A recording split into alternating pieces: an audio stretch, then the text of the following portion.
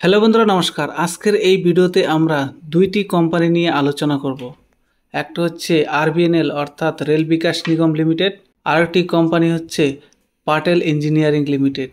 এই দুইটা কোম্পানি নিয়ে আলোচনা করব এবং এই দুইটা কোম্পানির মধ্যে একটা কন্ট্রাক্ট সাইন হয়েছে। এই দুইটা কোম্পানি মিলে এখন থেকে কাজ করবে। এর ফলে এই দুইটা কোম্পানিরই ফায়দা হতে চলেছে এবং আরবিএনএল রিসেন্টলি একটা কন্ট্রাক্টও পেয়েছে। সেই কন্ট্রাক্টের ফলে আরবিএনএল একটা বড় আপসাইডের মুভ দেখা দিয়েছে। আমরা এই ভিডিওতে কোম্পানির ফান্ডামেন্টাল এবং টেকনিক্যাল অ্যানালাইসিস একটু দেখব, তাই তোমরা ভিডিওটি বিনা স্কিপ করে শেষ পর্যন্ত দেখতে থাকো।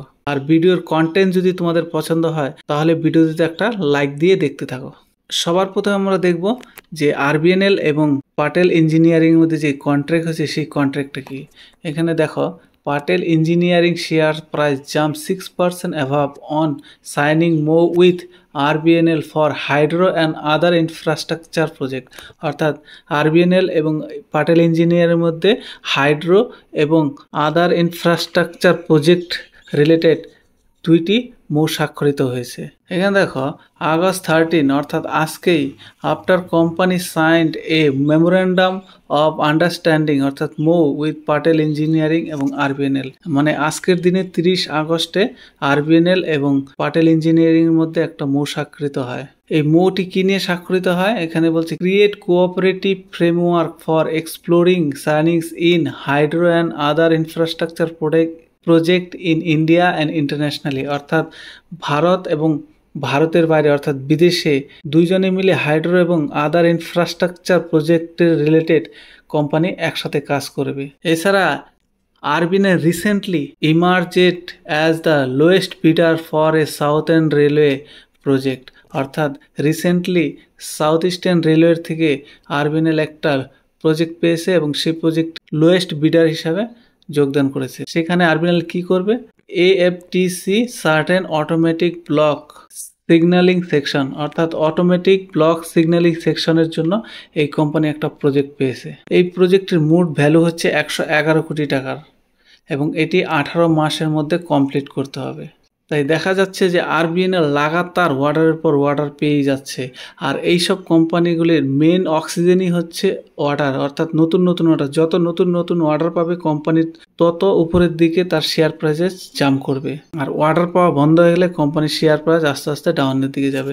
এই কোম্পানি যদি একদিনে দেখো তাহলে আজকে 4%-এর উপরে রিটার্ন দিয়েছে, 5 দিনে 4%, 1 মাস থেকে কোম্পানি কোনো রিটার্ন দেয়নি। 6 মাসে যদি দেখো 6 মাসে 150%, 1 বছরে যদি দেখো 350%-এর উপর রিটার্ন কোম্পানি দিয়েছে।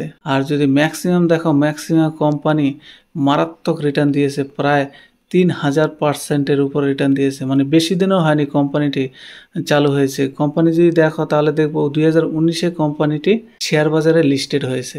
তার মানে মাত্র 5-6 বছরের মধ্যে কোম্পানিতে একটা মাল্টিবাগার রিটার্ন দিয়ে দিয়েছে। কোম্পানি যদি মার্কেট ক্যাপ দেখো তাহলে দেখবে 1,26,000 কোটি টাকার market cap.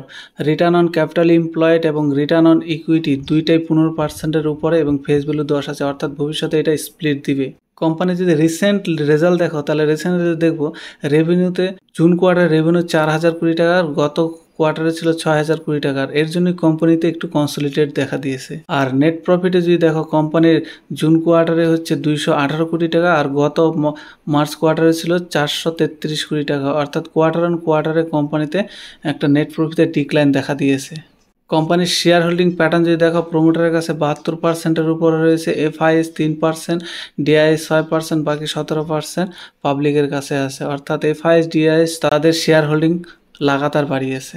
RBNL technical chart যদি দেখো তাহলে দেখবে কোম্পানিতে 650 টাকার কাছাকাছি একটা টার্গেট অ্যাচিভ করার পর এইখানে ডাউন সাইডে এই লেভেলে একটা কনসলিডেট ফেজের মধ্যে আটকে আছে। অর্থাৎ এইভাবে কোম্পানি একটা কনসলিডেট করার চেষ্টা করছে।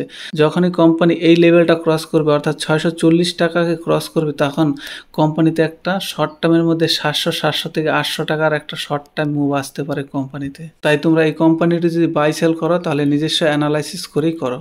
অন্যদিকে যদি পাটেল ইঞ্জিনিয়ারিংয়ের কথা বলি, এই কোম্পানিটি আজকে মৌ স্বাক্ষরিত হওয়ার ফলে 7% কাছাকাছি একটা ভালো রিটার্ন দিয়েছে।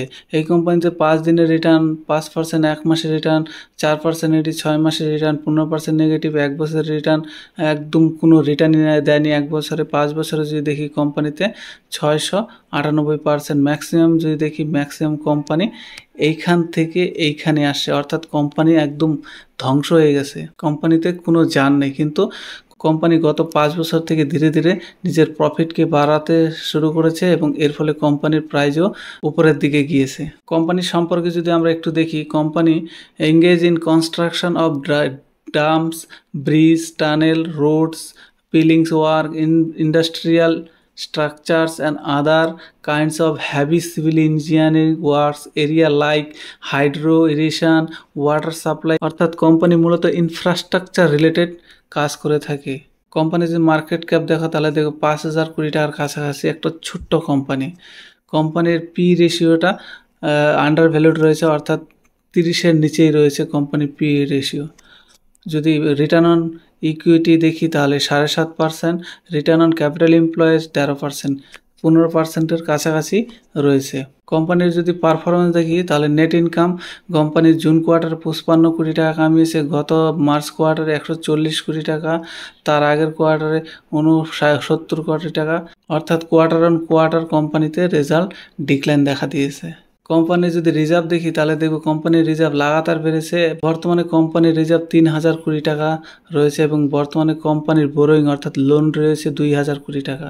5,000 কোটি টাকার কোম্পানিতে 2,000 কোটি টাকার লোন অনেকটাই বেশি দেখতে গেলে। আর যদি আমরা প্রোমোটার হোল্ডিং দেখি তাহলে দেখব 36% প্রোমোটার হোল্ড করে, এফআইএস 3%, ডিআইএস 6%, যদিও এফআইএস ডিআইএস তাদের হোল্ডিং বাড়িয়েছে, আর পাবলিক 49% রয়েছে।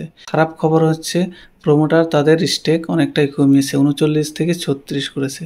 তো এই দুটি কোম্পানি তোমরা নিজেদের রাডারে রেখে একটু অ্যানালাইসিস করতে পারো। এই ভিডিওটি কোনোভাবেই বাই সেলের রিকমেন্ড দিচ্ছে না, তোমরা নিজস্ব অ্যানালাইসিসের পরই বাই সেল করো। ভিডিওটি যদি তোমাদের ভালো লাগে তাহলে অবশ্যই ভিডিওতে একটা লাইক দিবে, আর চ্যানেলটি যারা এখনও পর্যন্ত সাবস্ক্রাইব করোনি তোমরা অবশ্যই চ্যানেলটিতে সাবস্ক্রাইব করে পাশে থাকা বেল আইকনটি প্রেস করে রেখো এরকমই শেয়ার মার্কেট রিলেটেড ভিডিও দেখার জন্য।